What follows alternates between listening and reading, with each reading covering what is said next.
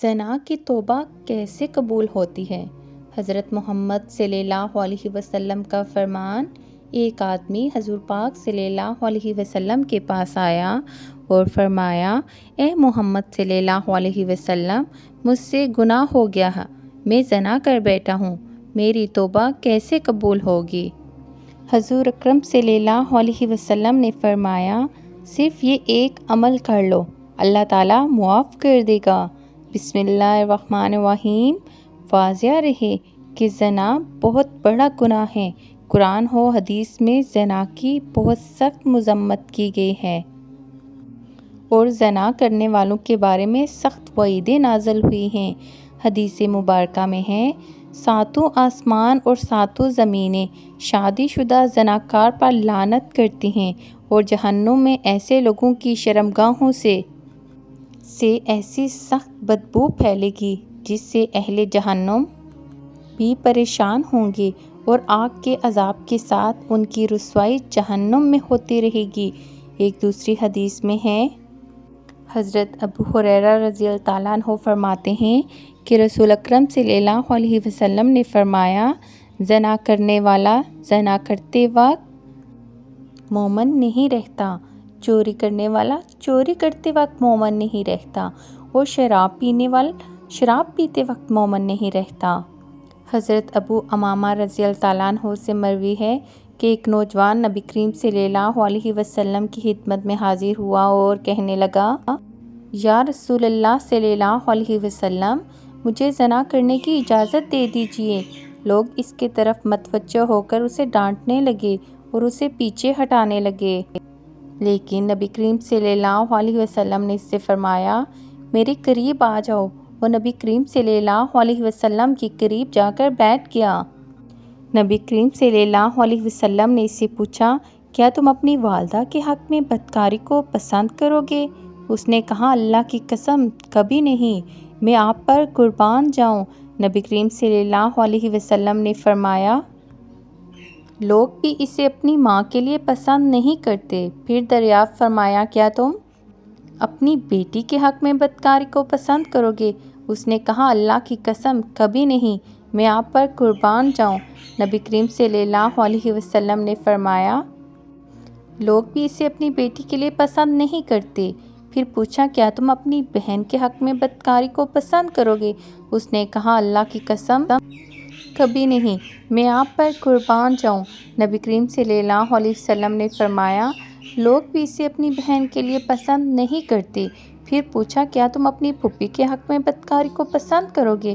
اس نے کہا: اللہ کی قسم، کبھی نہیں، میں آپ پر قربان جاؤں۔ نبی کریم صلی اللہ علیہ وسلم نے فرمایا: لوگ بھی اسے اپنی پھوپھی کے لیے پسند نہیں کرتے۔ پھر پوچھا: کیا تم اپنی خالہ کے حق میں بدکاری کو پسند کرو گے؟ اس نے کہا: اللہ کی قسم، کبھی نہیں، میں آپ پر قربان جاؤں۔ نبی کریم صلی اللہ علیہ وسلم نے فرمایا: لوگ بھی اسے اپنی خالہ کے لیے پسند نہیں کرتے۔ پھر نبی کریم صلی اللہ علیہ وسلم نے اپنا دست مبارک اس کے جسم پر رکھا اور دعا کی: اے اللہ، اس کے گناہ معاف فرما، اس کے دل کو پاک فرما اور اس کی شرمگاہ کی حفاظت فرما۔ راوی کہتے ہیں: اس کے بعد اس نوجوان نے کبھی کسی کی طرف توجہ بھی نہیں کی۔ نیز واضح رہے کہ ہر گناہ اللہ تعالیٰ کی نافرمانی ہے اور اس کی اطاعت و فرمانبرداری سے اعراض ہے، اور اللہ تعالیٰ کا نافرمان دنیا اور آخرت میں کہیں چین و سکون نہیں پا سکتا۔ گناہ کرنے والے کی زندگی تلخ کر دی جاتی ہے۔ اللہ تعالیٰ کا ارشاد پاک ہے: ترجمہ: اور جو شخص میری اس نصیحت سے اعراض کرے گا تو اس کے لیے قیامت سے پہلے دنیا میں قبر اور تنگی کا جینا ہوگا۔ دنیا اور آخرت میں چین و سکون پانے کا ایک ہی راستہ ہے کہ اس پالنے والے خالق و مالک کی نافرمانی چھوڑ کر اپنی پوری زندگی اس کی اطاعت و فرمانبرداری میں گزاری جائے۔ پھر اللہ پاک اپنے بندے کو پاکیزہ اور بالطف زندگی عطا فرمائیں۔ آخرت میں خوب اجر و ثواب سے نوازیں گے۔ سورۃ نحل میں اللہ تعالیٰ کا ارشاد ہے: ترجمہ: جو شخص کوئی نیک کام کرے گا، خواہ وہ مرد ہو یا عورت، بشرطِ صاحب ایمان ہو، کیونکہ کافر کے ایمان صالح کے لیے مقبول نہیں تو ہم اس شخص کو دنیا میں تو بالغ زندگی دیں گے اور آخرت میں ان کے اچھے کاموں کے عوض ان کا اجر دیں گے۔ دین اسلام میں مایوسی بالکل نہیں ہے۔ انسان خطا کا پتلا ہے، گناہ انسان کی فطرت میں داخل ہے، لیکن بہترین وہ شخص جو گناہ کر کے اس پہ قائم نہ رہے بلکہ فوراً توبہ کر کے اللہ تعالیٰ سے معافی مانگ لے۔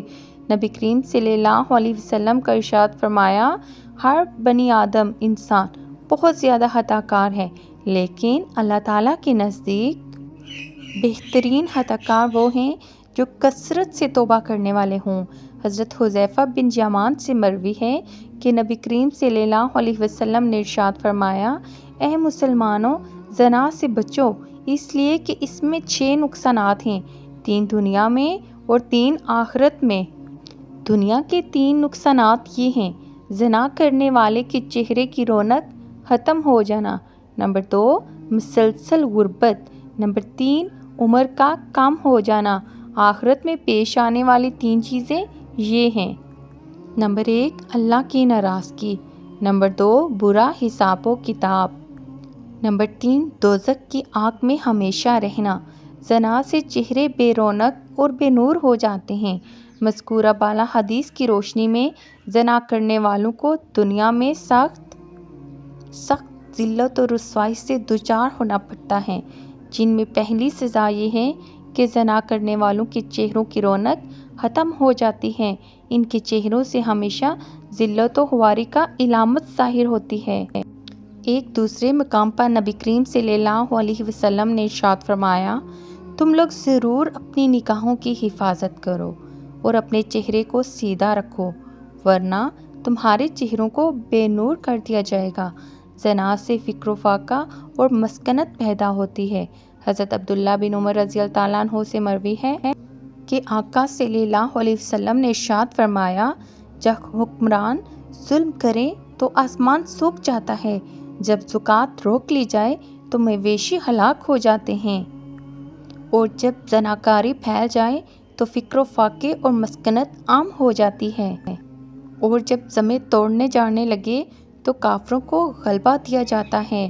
اسلامی معاشرے کی پاکیزگی کی حفاظت کرنا، ہر مسلمان کی عزت نفس اور روح کی طہارت باقی رکھنا اور اچھے نسب کے لوگوں کو ملاوٹ کی غلاظت سے محفوظ کرنا زنا کے حرام ہونے کی حکمت ہے۔